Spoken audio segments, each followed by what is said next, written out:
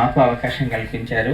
Sunil Kumar Reddy sir కనుక లేకుంటే ఈరోజు ఈ ఎల్జీబీటీ మూవీ గురించి ఇంతమంది మాట్లాడుకునే వాళ్ళం కాదు. అసలు ఇంత ప్రెస్ మీట్లో జరిగేటివి కావు. అసలు మా గురించి ఎవరు ఎంత చెడు అభిప్రాయాలతో ఉన్నారో అది అలాగే అందరి మైండ్లో ఉండిపోయేటివి.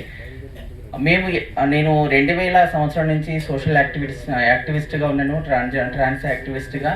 ఇన్ని సంవత్సరాల్లో నేను ఏమైతే చెప్పాలనుకున్నానో, ఏమైతే చేయాలనుకుంటున్నానో, ఎంతమందికి నేను అడ్వకసీ చేయాలనుకుంటున్నానో అవన్నీ అంశాలు కూడా ఈ ఒక్క మూవీలోని, అంటే మాకు బాల్యంలో ఎదుర్కొనేటువంటి సమస్యలు ఏంటి, స్కూళ్ళల్లో మేము పడుతున్నటువంటి ఇబ్బందులు ఏంటి, సొసైటీ మమ్మల్ని చూస్తున్న కోణం ఏంటిది, చట్టాలు మా పట్ల చూపిస్తున్న వివక్షత ఏంటిది, అన్ని అంశాలను అన్ని క్షుణ్ణంగా మా జీవితాలు నిజ జీవితంలో ఎలాంటి ప్రాబ్లమ్స్ మేము ఫేస్ చేస్తున్నామో వాటన్నిటిని పూసగుచ్చినట్టుగా ఈ సినిమాలో చేర్చి మమ్మల్ని అందరినీ కూడా రియల్ ట్రాన్స్ కమ్యూనిటీని ఇందులో యాక్ట్ చేయించి, మళ్ళీ గే కమ్యూనిటీ రియల్ వాళ్ళని కూడా యాక్ట్ చేయించి మాతోనే నటింపజేయించి మా ద్వారానే ఈ మెసేజ్ పాస్ చేయించిన ఘనత నిజంగా సునీల్ కుమార్ రెడ్డి సార్దే. ఇది ఇండియాలోనే ఒక మొట్టమొదటి ఎల్జీబీటీ కమ్యూనిటీకి సంబంధించినటువంటి మూవీ.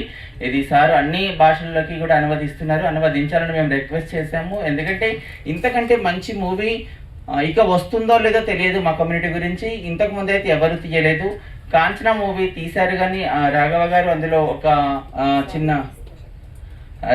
ఒక మూవీలో దాన్ని ఒక చిన్న క్యారెక్టర్ ద్వారా కొంత మంచి సమాచారాన్ని ఇచ్చారు. ఆ తర్వాత కొంత మార్పు మా కమ్యూనిటీ పట్ల సొసైటీ చూసే విధానం మారింది.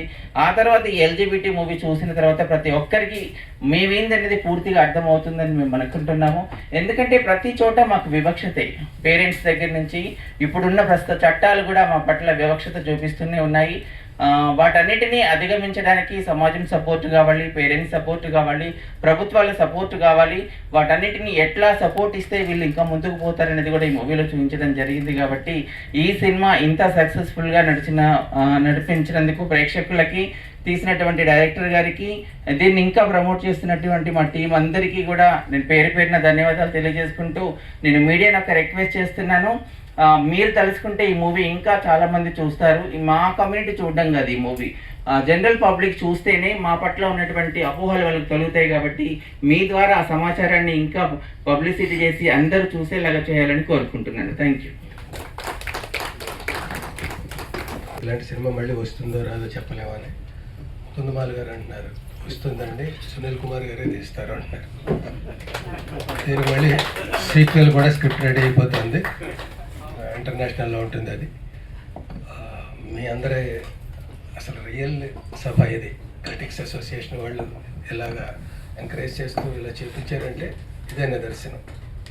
ఎదురు చూద్దాం సీక్వెల్ కోసం. Thank you.